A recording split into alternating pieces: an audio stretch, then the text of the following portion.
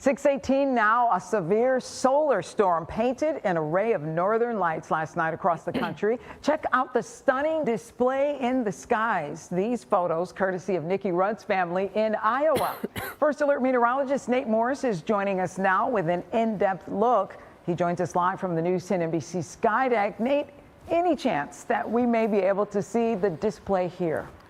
Yeah, Lynette, chances are slim for tonight. As is too often the case with astronomical events here in Rochester, it's looking like it's going to be another cloudy night. So, although it will most likely be visible in other parts of the country, not likely for us. But hey, if you've ever wondered how exactly does the aurora work, well, it all has to do with the sun. The sun is constantly emitting a stream of charged particles that we call the solar wind, and the Earth's magnetic field usually does a great job at deflecting the solar wind, but it's weakest at the poles, and so the solar wind is directed into that area, and those charged particles collide with air molecules, creating these dazzling displays of reds and blues and greens and pinks, the specific color of which depends on what kind of molecule it's hitting and at what altitude. Now, normally this only happens at the poles, but yesterday we had a solar flare, as you can see in this video loop. That's a big ejection of solar wind towards the planet, creating what's called a geomagnetic storm or a solar storm.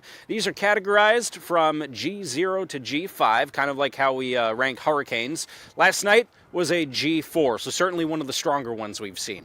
Now, solar activity peaks every 11 years. It's called the solar cycle, and right now we're in what's called the solar maximum. So we've already seen the aurora borealis a few times over the last year or so.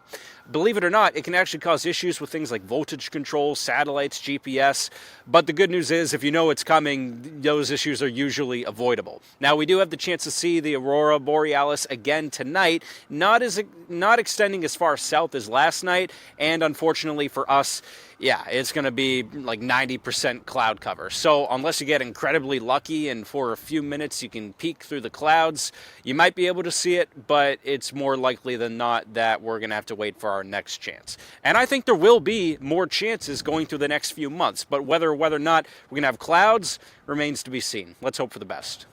We'll just have to wait for those other chances. Thanks, Nate.